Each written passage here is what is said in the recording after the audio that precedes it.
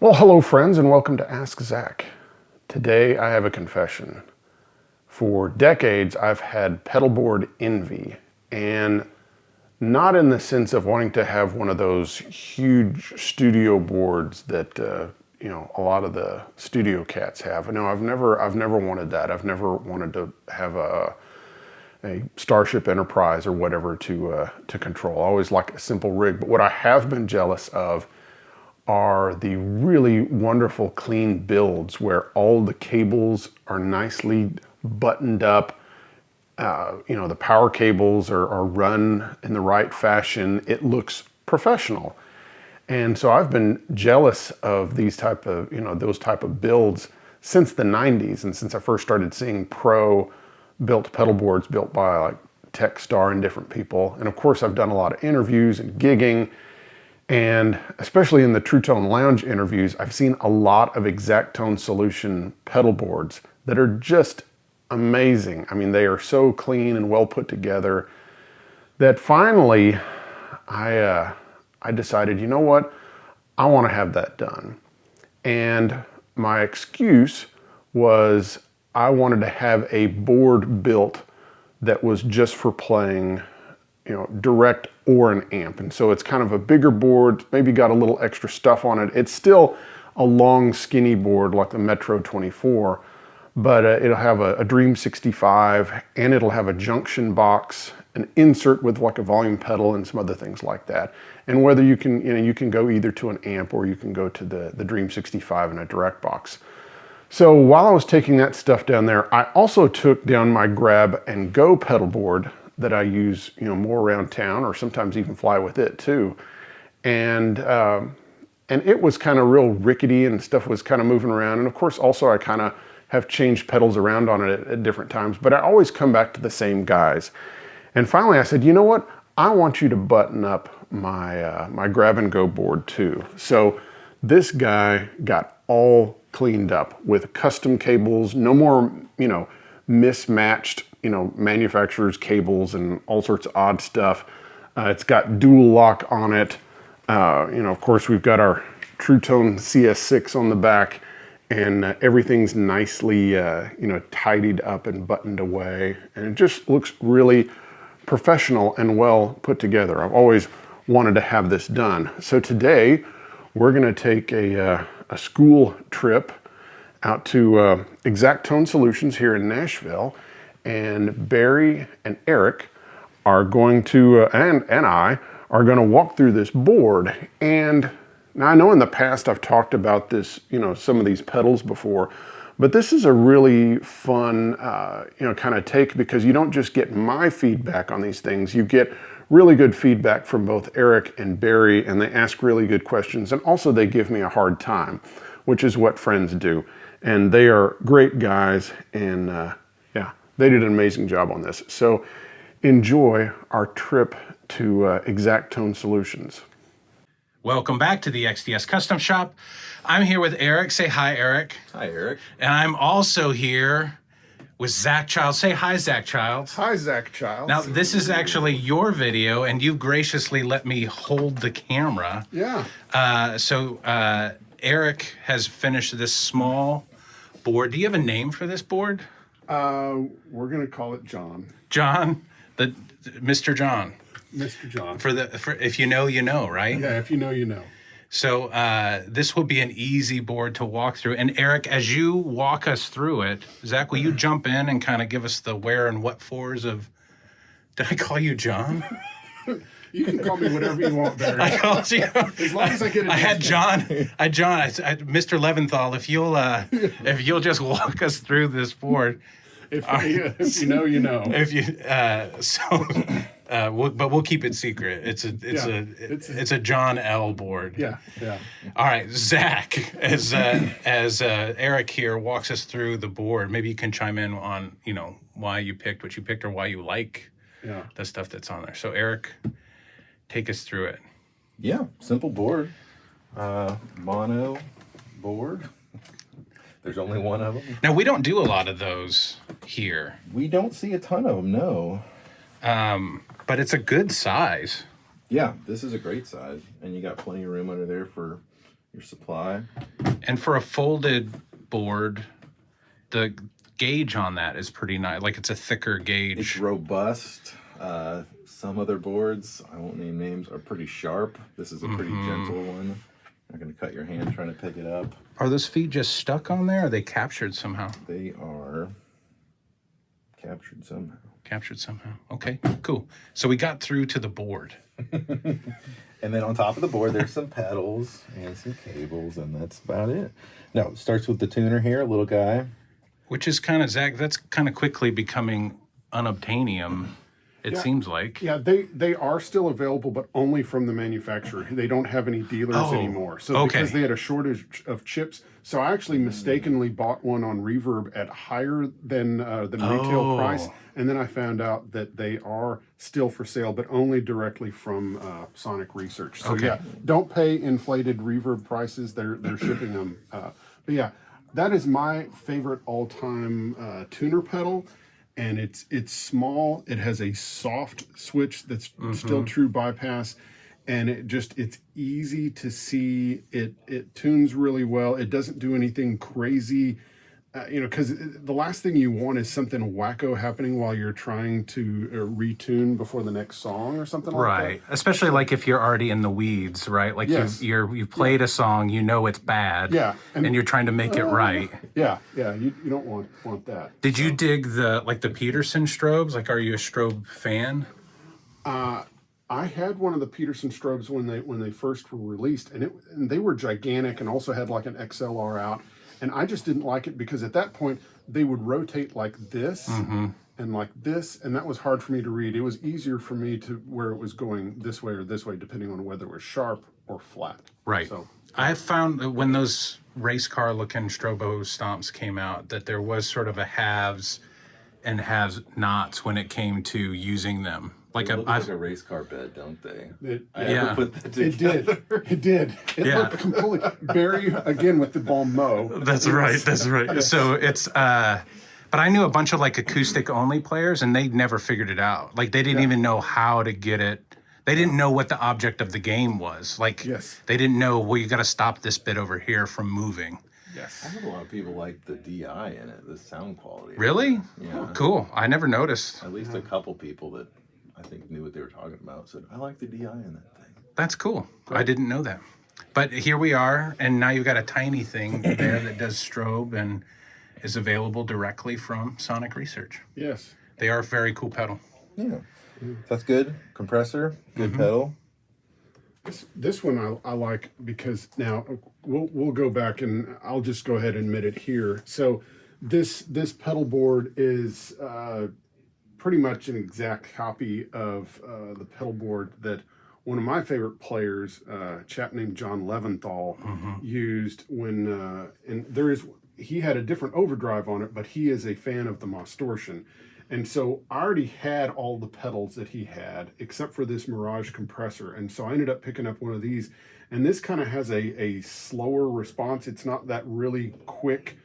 And so it just is smoother. So it doesn't clamp down so fast. And it just sounds more natural. And so I really like this compressor a lot. Also, it kind of messes with your tone in a nice way. It has kind of a mid-range kind of thing to it, which I like. That's cool. And so I really like this. And this is something that I pretty much leave on all the time. And it has a handy little light on there that I don't know whether it's very sophisticated or not, but it seems like it's sensing how much it's grabbing and such. And so you can kind of easily back it off. And it works well.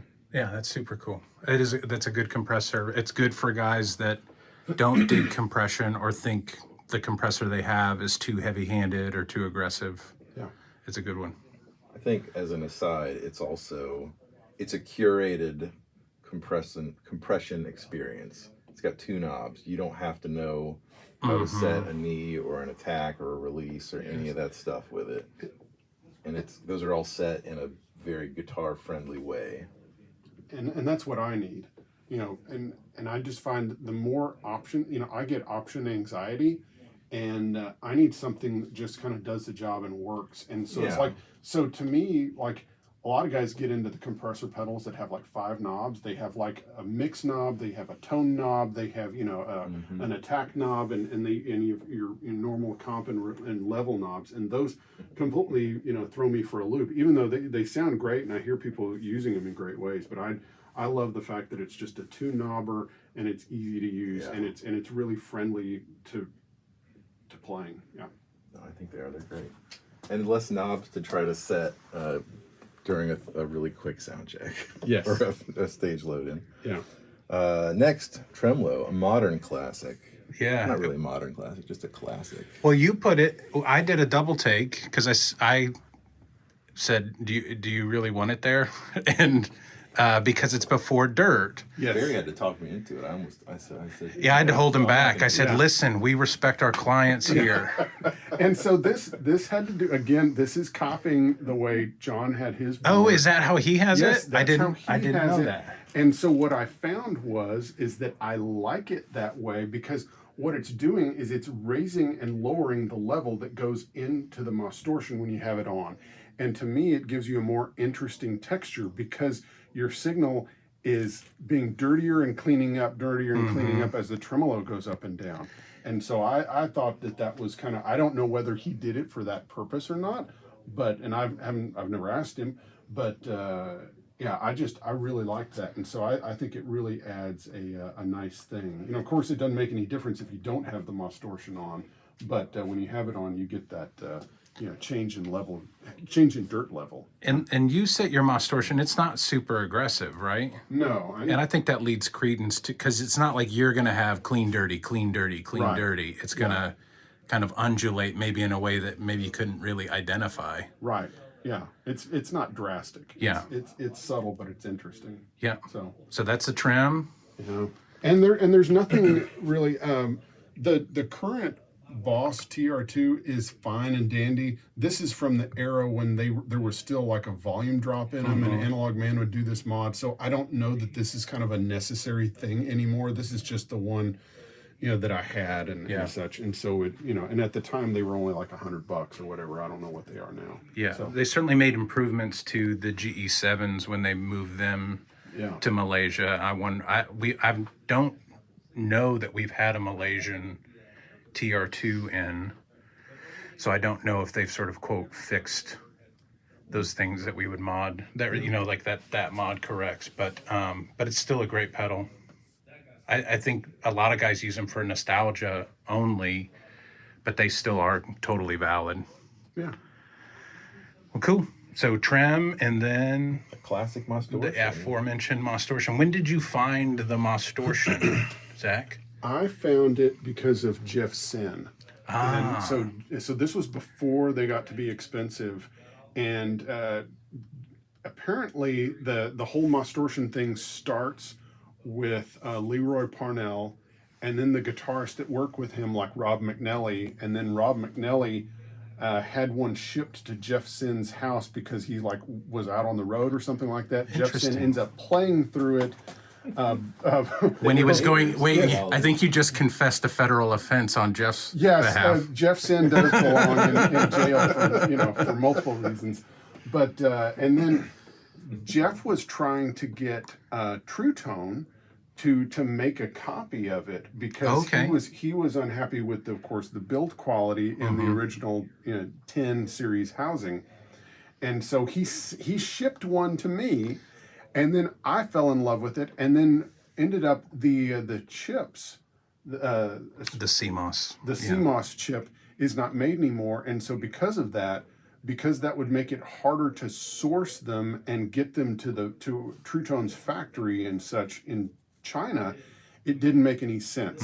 So I had to, so Bob said, yeah, we're not, because of that issue, it doesn't really make sense. That's something for like a smaller builder to use and not to mass produce. So we didn't do it, but I ended up just falling in love with the pedal. So I ended up buying a couple of them when they were still in that $100 range. Good for you. And then the switch on it, they kind of notoriously go bad. And I would spray deoxit in there and get it to keep working. And finally, it wasn't working anymore. So then that's when I had you guys do your rehouse on it. Yep. And I had it. Did you give a lick about the the true bypass? No, Yeah. I didn't. I liked the pedal the way it was, and I didn't feel like it needed. So I have a soft switch on there, Right. and it's just doing like it always did. So it's not true bypass. Yeah. And it works fine. And again, you're only dealing with a couple of pedals here, so it's not a. So why the Mostortion for you? I like the 3-band EQ. It's a good fixer. And then I just think it. Even though I interviewed the designer of this, and basically what he did was he added the 3-band EQ from like a Fender amp to a tube screamer and changed it to where it had that CMOS chip, and that was all it was. But it makes a big difference in the way it sounds. And to me, it was just more. I hate this word, but it is more natural sounding than a tube screamer. It didn't have the low end loss, and it didn't get so mid rangey. And to me, it was just more friendly. And of course, now there are so many other overdrives out there, but I don't really like to change up stuff a whole lot. To me, it's like if something works, let's kind of go with that, and let's leave it alone to a degree. Which makes sense because of everything on this board. Yeah, and going these back are all sort of older. Yeah. And to go era back to things. what Eric was saying is really important. Eric was hinting to the fact that when you're futzing with stuff, you're not being musical. Sure.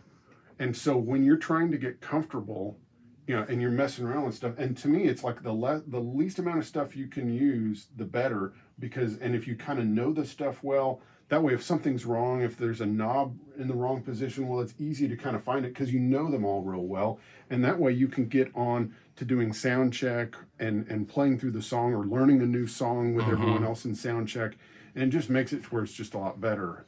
Now, of course, sometimes you have to use more gear depending on the gig and everything. But this is, again, this is your little grab and go kind of do everything, that you would need in most, kind of normal small situations. For sure.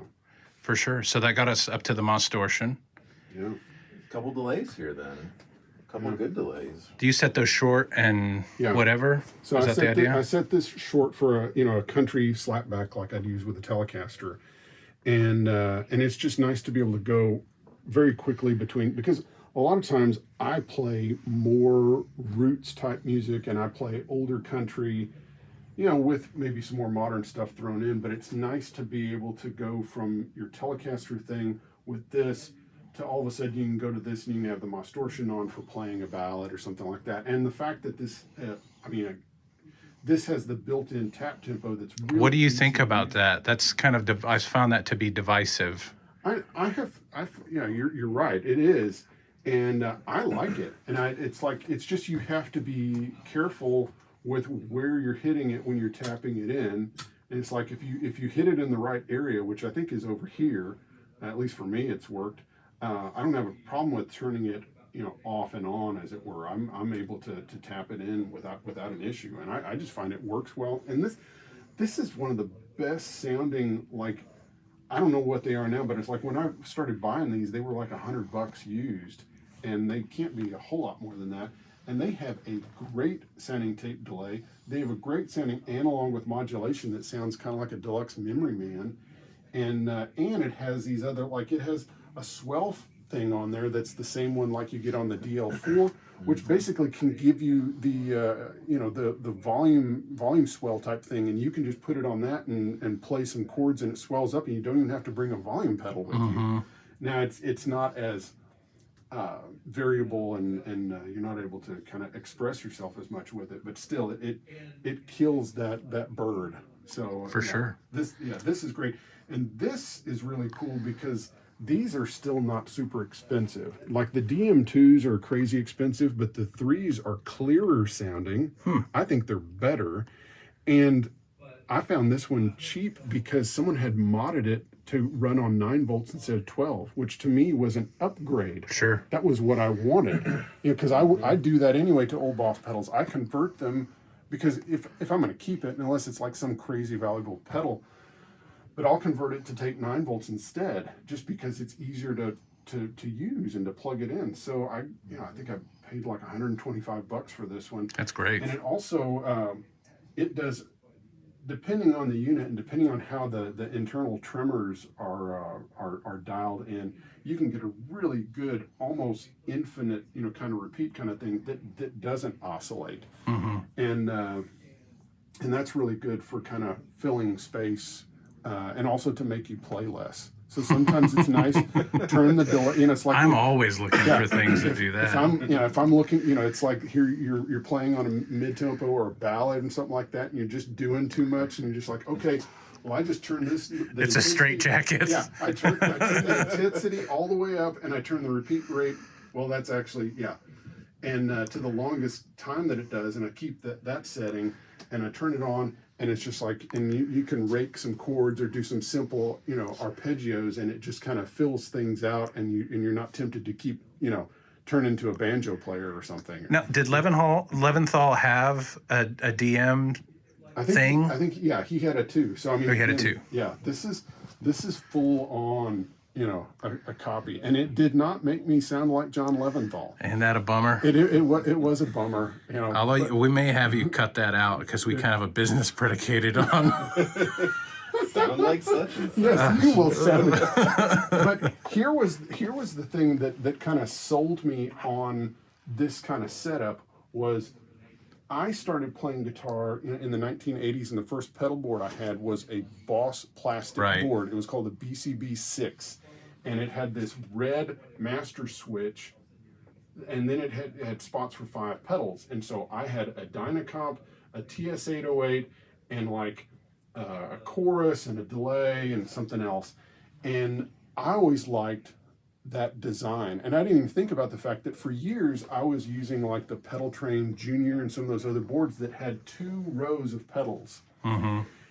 And going to this board reminded me how much I liked having just one line of pedals, and I didn't want to have to step over stuff because this is so easy to use, especially while you're also having to sing. Sure. Too. So because I'll and the depth is a problem if you're singing, because where does that Hercules stand go? Exactly. And so it's nice having these things. And even though, the Mostortion and the rehoused, it's kind of tall, but that's actually a really good thing for me because it's really easy to hit this. If I'm singing and then all of a sudden I'm going to hit that to, for my solo, and it's easy to do that. That's very cool. Yeah. So there's been a lot of thought into the ergonomics and everything on this, and it just works really well. And I love having it cleaned up so much with these wonderful, nice custom cables that you did. And of course, I'm just going to say this right now. Of course, we've got a Truetone, CS6 underneath. This same one I've been using forever. They, y'all put these nice little labels on there, which makes it look cooler. And then cleaning it up, I mean, it just looks so much better than when I had it. It was it just didn't look nice. I remember you and I talking about it. I kind of felt like I was halfway talking you out of it. Yes, you were. Because it was fine the way that it was, and the cables there were fine the way that they were. But it's funny how just all those little things added up makes such a big difference on the whole. And I had Velcro underneath it, and it was just an ugly patchwork of Velcro, no pun intended. And it was funny how the pedals would kind of rock around some. Yeah. And that would change, and that affects the way when you're turning them off and on, it creates a undesirable effect when you're trying to turn things off and on while you're playing. Sure, because then you're not even aware, did I get that? Yeah, and stuff is just kind of sitting wonky and stuff moves around. And so getting the dual lock on there is huge. Having, nicer cables and having everything cleaned away where there's not stuff sticking out that could possibly get caught. And again, I have to show these, wonderful little, what are these doodads called? I should know the better. adhesive mounts. Yes, and just the way y'all have made it so got one here. Clean and nice on here. And that one spot really is perfect for that board, not only because it has 6, but with these switches, were you to switch out the Mostortion for something that takes 12 or 18, that's like sitting right there, and all you just plug it in and switch it.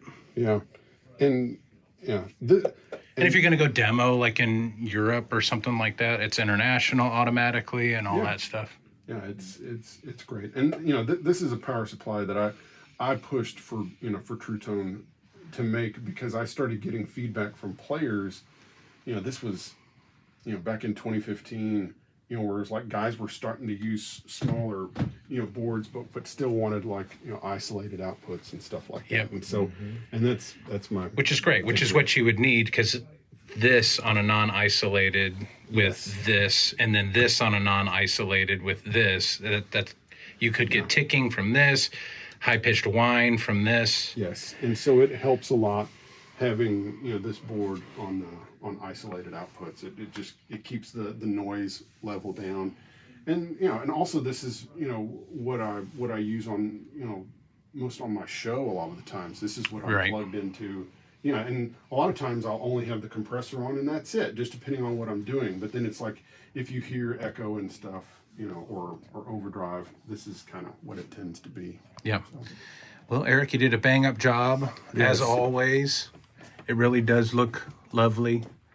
And I won't try to talk people out of it anymore. Yes. Thank you, Eric, and thank you, Barry. Our pleasure, as always, Zach. Thanks for coming to see us, dude. Yes. All right, later. All right, guys. Thank you so much for watching. I hope you enjoyed our trip down to Xact Tone. I hope you will check out Xact Tone if you're ever wanting to have any type of custom rig built, or want to have something nicely buttoned up like this, or maybe it's something you know, more complex. They also have a wonderful line of pedals, and they can do repairs on your pedals. So if you have some exotic, expensive pedal that is not working right, you can send it to them. They can troubleshoot it. They are amazing guys, and highly recommend Xact Tone Solutions. All right, guys. I hope you enjoyed it. Bye-bye.